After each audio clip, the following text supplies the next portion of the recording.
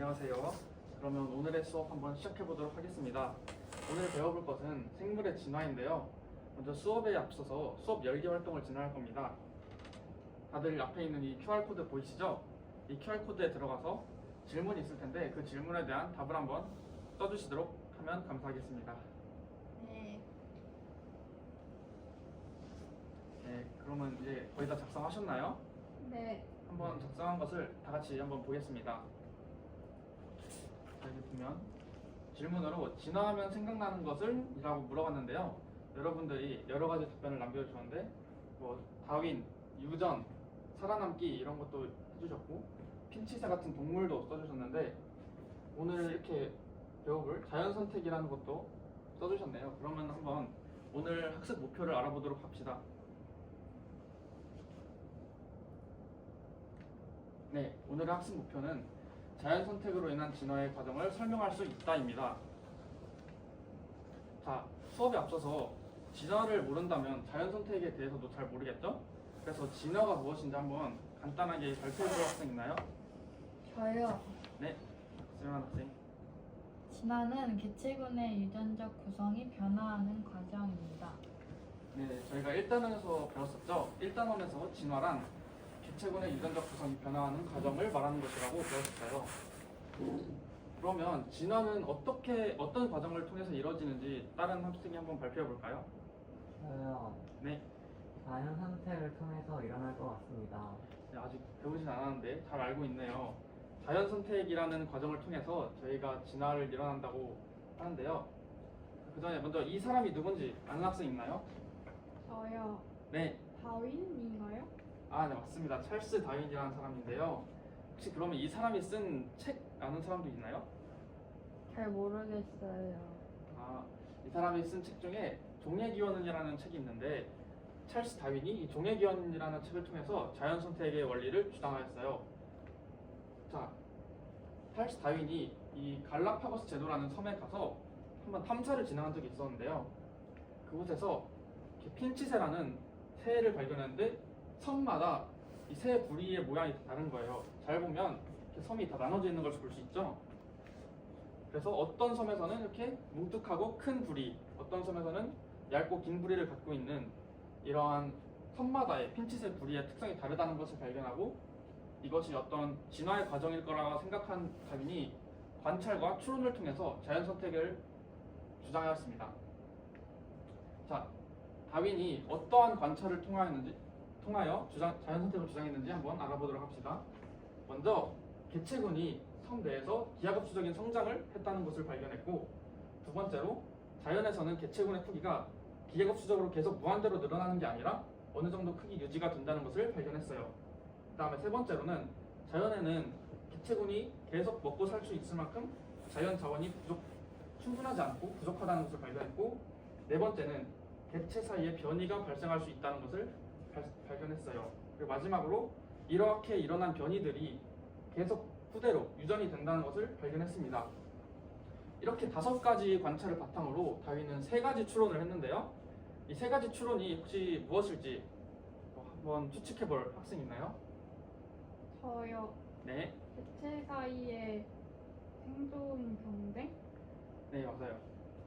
그리고 또 다른 의견이 혹시 있나요? 한 가지만 더? 저요. 네, 새로운 종이 출현했다고 할 것 같아요. 오, 다 맞는 말을 해주셨어요. 다윈은 총 3가지 추론을 했는데요. 먼저 첫 번째 추론은 개체 사이에 생존 경쟁이 일어날 것이라고 추측했어요. 그 이유는 기하급수적으로 성장하는 개체군과 자연에서는 어느 정도 크게 유지하는 개체군의 특성 때문에 개체군 사이에서 계속 경쟁이 일어날 수밖에 없다는 것을 알 수 있죠. 두 번째는 생존에 유리한 특징의 개체를 가진 것이 생존할 것이라는 것을 예측했어요. 왜냐하면 저희가 예를 들어보자면 발이 빠른 친구와 좀 느린 친구가 있을 때 달리기를 해서 어떤 과자를 가지게 된다면 달리기가 빠른 친구가 먼저 그런 과자를 갖게 되겠죠. 그런 것처럼 자연에서도 생존에 유리한 특징을 가진 개체가 더 유리하게 생존하는 것을 볼 수 있었어요. 마지막으로 여러 세대에 걸쳐서 새로운 종이 출현한다는 것을 추측했는데요. 아까 4번째, 5번째 관찰을 보면 개체 사이에 변이가 발생하고 변이는 계속 유전이 된다는 것을 관찰했기 때문에 이러한 추측을 해서 이 세 가지 추측을 바탕으로 다윈은 자연 선택을 주장하였어요. 그럼 과연 자연 선택이 무엇이냐? 자연 선택이란 환경에 가장 잘 적응하는 변이를 가진 개체가 자연에서 살아남고 그렇게 살아남은 개체가 더 많은 자손을 남기는 현상을 말해요. 그러면 이 자연 선택이 진화에서 어떻게 일어나는지 한번 알아보도록 합시다. 자, 총 세 가지 단계를 거쳐서 자연 선택이 일어나는데요. 먼저 이 갈색 껍질을 가진 달팽이 두 마리가 처음에 있었습니다. 그런데 이 두 마리가 계속 성장을 하고 생산을 하면서 과잉 생산이 돼서 두 마리였던 달팽이가 이렇게 10마리의 달팽이로 늘어났고, 처음에는 그냥 갈색 껍질만 가졌는데 여기 보면 노란색 껍질을 가진 달팽이도 있고 좀 더 진한 갈색을 가진 달팽이가 있는 것처럼 변이가 일어나고 과잉 생산이 일어나서 다양한 모습의 달팽이가 출현했다는 것을 알 수 있었어요. 두 번째, 여기서 자연 선택이 일어나는데요. 아까 자연 선택이 생존에 유리한 개체가 살아남고 번식해서 더 많은 개체를 남기는 것이라 했는데, 이 사진을 보면 노란 껍질을 가진 달팽이는 뭔가 다른 달팽이들보다 생존에 유리하지 못한 불리한 조건을 가져서 다 지금 죽어서 사라진 모습을 볼 수 있고요. 그럼 남은 이 갈색 껍질 달팽이가 진한 갈색 껍질 달팽이만이 남았던 것을 볼 수 있죠. 이러한 상황에서 마지막으로 유전이 일어나게 되는데요. 자, 처음에는 갈색 껍질 달팽이만 있었지만 지금 보면 남은 것은 진한 갈색 달팽이와 갈색 달팽이 두 가지 종류가 나온 것을 볼 수 있죠. 이렇게 두 가지 종류의 달팽이가 계속 세대를 유지하고 번식하면서 자신만의 특성을 유전하는 것을 볼 수 있습니다. 이렇게 처음에는 이 갈색 껍질 두 마리였던 달팽이 군집이 나중에는 두 가지 모습으로 나눠져서 진화하였다는 것을 저희가 알 수 있어요. 그러면 저희가 지금까지 자연 선택과 자연 선택이 일어나는 과정을 알아봤는데요. 자, 마지막 정리 활동을 하면서 저희가 오늘 배운 것을 마무리해 보도록 합시다. 자, 이렇게 기린 사진이 있는데 1번, 2번, 3번 사진이 있어요.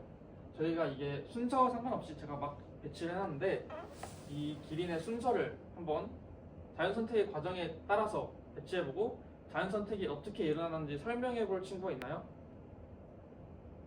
어렵다 하면 이렇게 순서만 한번 배치해보고 간단하게 설명해봐도 괜찮습니다. 네, 정말 저요. 네, 그렇게 해주세요. 순서는 네, 1번, 2번, 3번 같습니다. 아 이대로 순서가 네. 그것도 어느 정도 생각해 볼 수 있는데요. 오늘 배운 것에 따르면 아까 처음에는 여러 가지 달팽이가 있었다가 그 다음에 특정 달팽이는 남게 되는 것을 볼 수 있었죠. 이렇게 남은 달팽이가 죽고, 그럼 다시 이걸 바탕으로 한번 더 생각해 볼까요? 2번, 3번, 1번 같습니다. 아, 네, 맞습니다. 그러면 어떠한 과정이 일어나는지도 살짝 간단하게만 한번 설명해 주시겠어요? 일단 2번에서 이제 키가 큰 기린과 키가 작은 기린이 있는 것처럼 유전적 변이가 있고, 네, 그리고 세 번째에서 이제 키가 작은 기린은 이제 유리한 조건을 가지지 못해서 이제 자연 선택에 의해서 이제 죽었고, 네, 맞습니다. 그다음 마지막으로 1번도 한 명 설명해 주시죠. 그리고 1번에서 이제 유리한 변이를 가진 키가 큰 기린만 남게 된 것 같습니다. 네, 아주 잘 설명해 주셨어요. 다시 한번 잘 정리해 드리자면 첫 번째 2번에서 키가 큰 기린과 작은 기린 두 가지 여러 가지 변이가 일어난 기린의 종류가 있었는데요. 생존에 유리하지 못해서 자연 선택에 의해 작은 기린은 이렇게 죽게 되고 키가 큰 기린만 남아 있는 모습을 볼 수 있습니다. 이렇게 돼서 이 키가 큰 기린끼리만 계속 번식을 하다 보니 결국에 지금 저희가 알고 있는 목이 길고 키가 큰 기린만 남았다게 되는 게 자연 선택에 의한 진화 과정을 설명해 주는 것입니다. 그러면 오늘 수업 여기까지 하도록 하겠습니다. 지금까지 감사했습니다.